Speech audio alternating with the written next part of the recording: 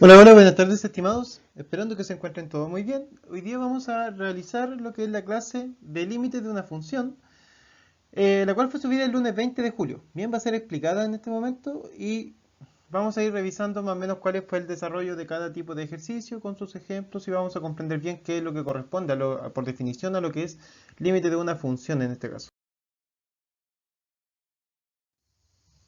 Como objetivo, comprender el concepto de límite frente a situaciones de tendencia infinita y o continuas en el marco de las funciones. Bien, aplicar estrategias de resolución de límites de función directa y límites indeterminados.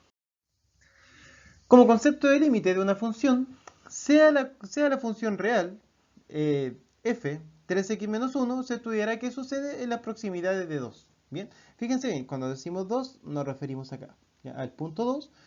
Y la gráfica de la función 3x-1 es la siguiente. Bien, y esta es una función, ya sabemos, de carácter afín, y que no pasa por el 0, 0, por el 0, 0 y es creciente. Bien, aquí podemos ver su recta.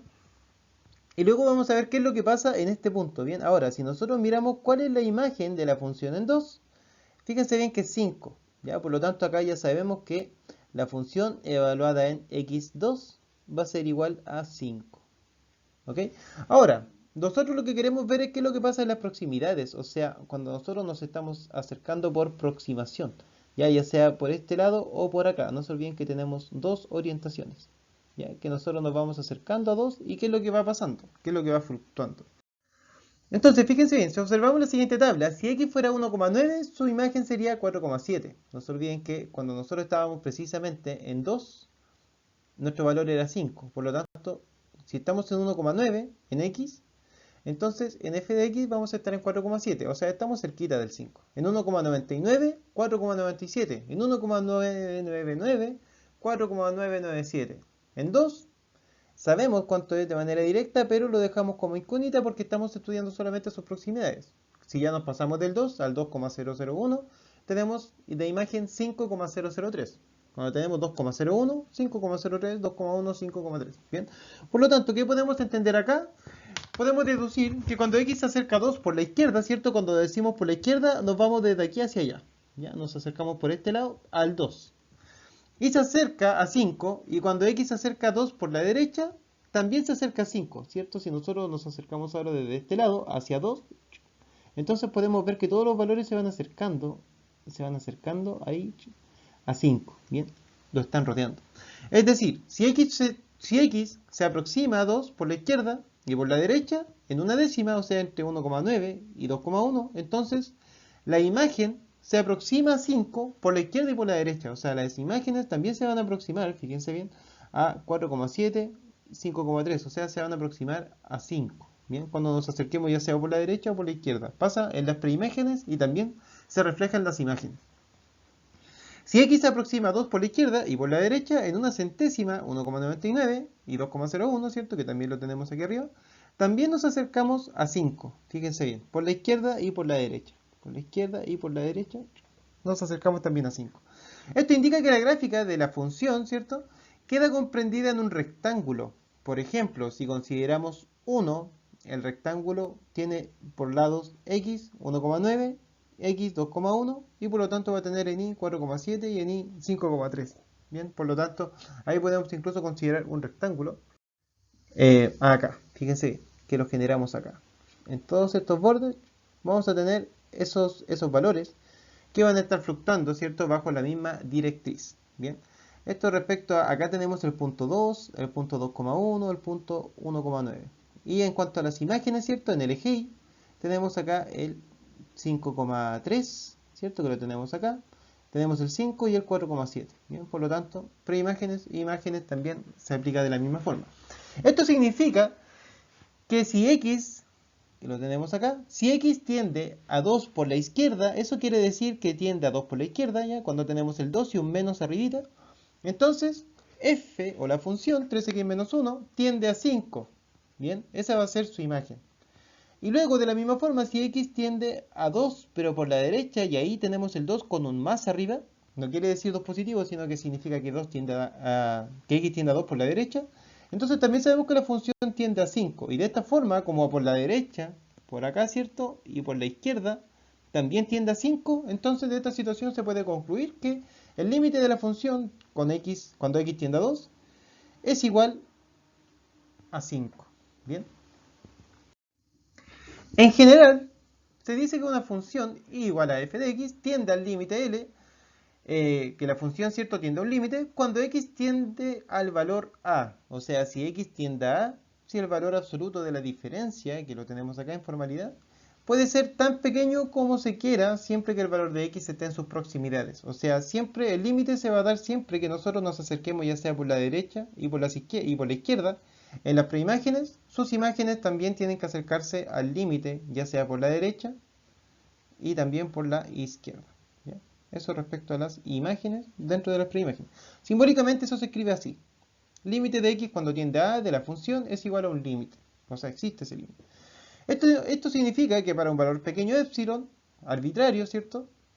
La diferencia entre f de x menos L va a estar en el rango entre el epsilon. Y eso quiere decir que es posible determinar otro valor siempre más pequeño. O sea, nosotros incluso retrocedemos en la diapositiva. Sabemos que estábamos entre 1,9, luego teníamos x y luego esto era 10. Y luego eso estaba entre 2,1. Pero también puede haber valores más chiquititos donde también el límite se va a seguir acercando a x por la izquierda y también por la derecha. O sea, siempre va a haber un epsilon más pequeñito que va a seguir cumpliendo este mismo límite, esta misma tendencia al mismo punto. ¿Ya? Por lo tanto, esto tiene tendencia entre 4,9, la función, ¿cierto? La imagen de la función, y 5,1. Siempre se cumple eso. Ahora, por acá tenemos teoremas sobre los límites. Todavía no estamos calculando límites, pero eso al menos es la noción. Bien, es como el estudio sobre las tendencias próximas dentro de los límites. Teorema 1, sabemos que si el límite de la función tiende a, entonces su límite le vamos a llamar L1. Y si el límite que tiende con x tendiendo a de la función es igual al límite 2, entonces los límites van a ser iguales. ¿Ya? Si el límite... A ver, esto se interpreta también de esta forma. Si el límite de una función de x tiende a es igual a L1, y el límite de otra función que tiende a también es igual a L2, entonces podemos decir que L1 y L2 son iguales. O sea, los límites van a ser iguales. ¿Ya? O sea, prácticamente estamos con la misma función en ese caso. Es un teorema sumamente de identidad también. Teorema 2. Si la función es constante, esa C que quiere decir constante, entonces el límite de la función cuando x tiende a va a ser igual al límite de la función de la constante, de esta misma constante, ¿cierto? Cuando x tiende a, y eso va a ser igual a la constante. Bien, o sea, dicho en otras palabras, cuando nosotros tenemos el límite de x, por ejemplo, que tiende a cualquier valor, supongamos 1, de no una función, sino que en este caso una constante. Pongamos que es la constante raíz cuadrada de 3. Entonces, el 1, para saber en el límite que se encuentra, necesita una función, pero la raíz cuadrada de 3 no es una función, es un número. Como es un número, entonces no puedo encontrar el límite a ese número, porque no es una función, no me está dictando una función, es una función constante. En ese caso es una función constante. Y por lo tanto, esa constante no posee mayor límite que el mismo valor que tiene. Por lo tanto, el resultado sigue siendo raíz de 3 nodos. ¿Ya? Pasa lo mismo, por ejemplo, el límite de x cuando tiende, no sé, a 7 de la función pi, por ejemplo. Y uno puede decir, ya, pero pi, igual es un número irracional, pero sigue siendo un número, ¿cierto? Que es igual a 3,14, 15, etc. Y por lo tanto, como es un número, entonces es una constante, y el límite de la constante es igual a la misma constante. ¿Bien? Teorema 3. Si la función en x, perdón, si f de x es igual, si la función es igual a x, o la función de identidad también conocida, entonces el límite de x cuando tiende a un punto en dicha función va a ser igual al límite de x cuando tiende a un punto en esa misma x. ¿Bien? O sea, prácticamente si yo tengo la función, y la función en este caso es la x, entonces acá para encontrar el límite de la función voy a necesitar ocupar esa misma función para encontrar el límite. ¿Ya? O sea, la función así expresada como una f de x no me va a decir nada, sino que tengo que tener explícita la función completa y luego encontrar su límite. Bien. Ahora, el teorema 4. Si la función f de x es igual a la función g de x, entonces el límite cuando x tiende a a en la función f va a ser igual al límite cuando x tiende a de la función g. Bien, porque ambas funciones son iguales, entonces van a tener el mismo punto de correspondencia. Teorema 5. Si f, o la función f y la función g, son funciones tales que el límite de f cuando x tiende a es igual a L1, y el límite de x cuando tiende a de la función g es igual a L2, entonces tenemos que, ojo, con funciones distintas en este caso, pero en este caso podemos decir incluso que el límite de x cuando tiende a de la suma o resta de las dos funciones va a ser igual al límite de f más el límite de g, o sea, podemos sumar ambos límites, ¿bien? Y en este caso, como ya conocemos que el límite de f es igual a L1 y el límite de g es igual a L2, también es lo mismo que sumar el límite 1 con el límite 2. En f y g, fíjense bien, en f y g, en este caso podemos separar las dos funciones las podemos separar. Entonces podemos decir el límite cuando x tiende a de f por, aquí la tenemos, el límite cuando x tiende a en g.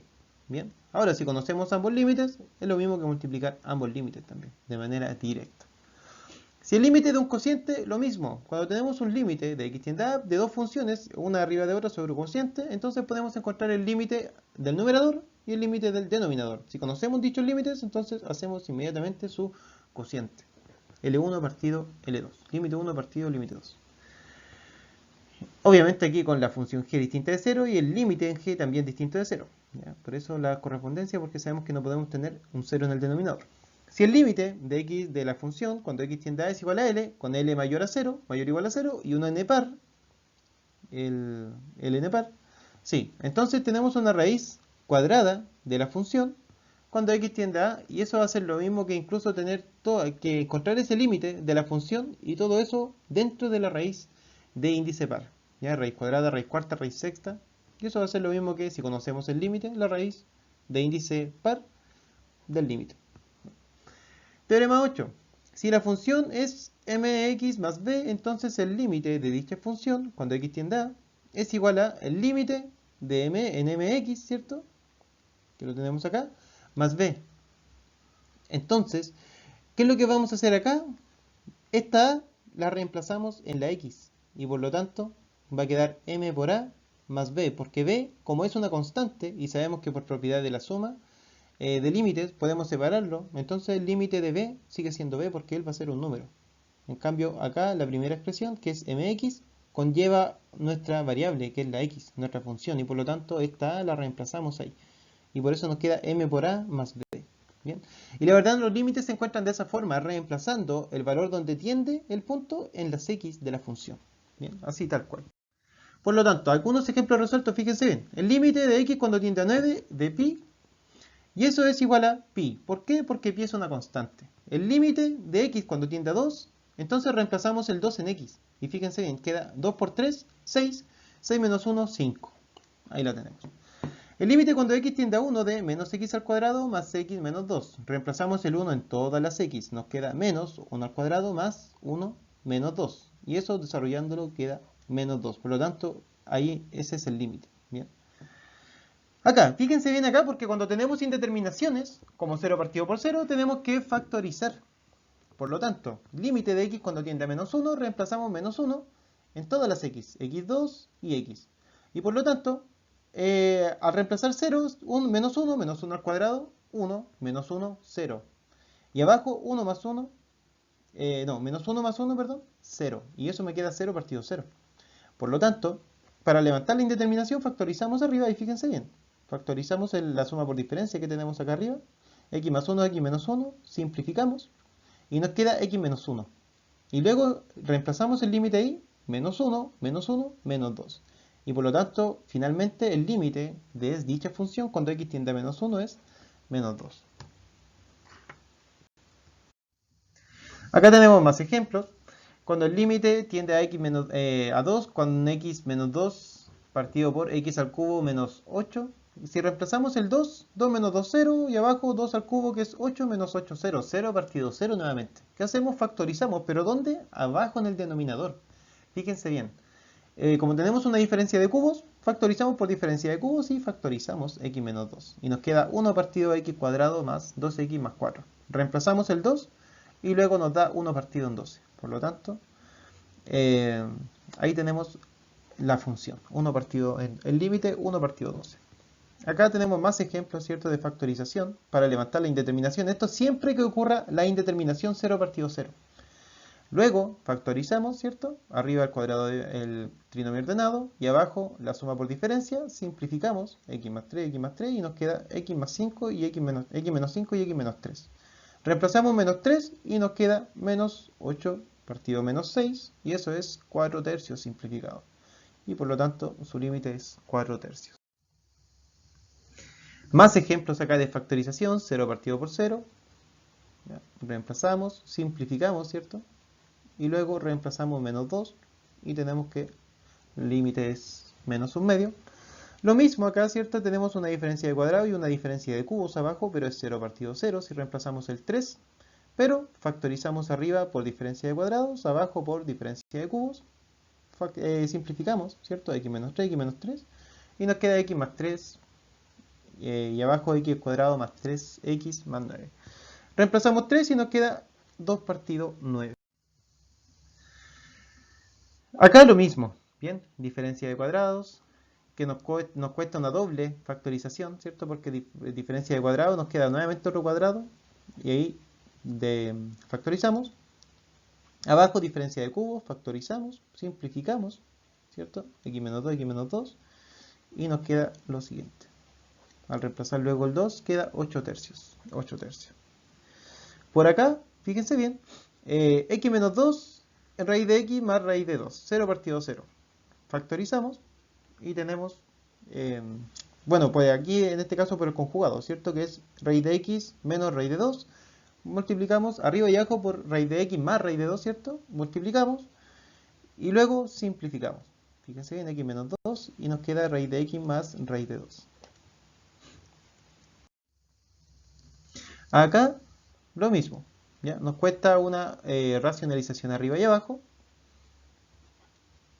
Y vamos simplificando y finalmente reemplazamos el 0 y nos queda 1 partido en 2 raíz de 3. Bien. Ok, estimados, espero que les haya quedado bien con esta explicación. Hay más ejercicios que también están ejemplificados en la primera guía, por lo tanto la idea es que ustedes puedan mirarlo, desarrollarlo y comprenderlo. Todo es en base a factorización. Todo es en base a factorización. Si pueden comprender eso a la hora de reemplazar los valores donde tiende el límite, y luego solamente encuentran el valor numérico que no sea indeterminado. Bien, cuando hay indeterminación, primero hay que reemplazar, luego ver la indeterminación y abordarla. Que estén todos muy bien y nos encontramos con otra nueva evidencia para la próxima semana. ¿Ya? Un abrazo.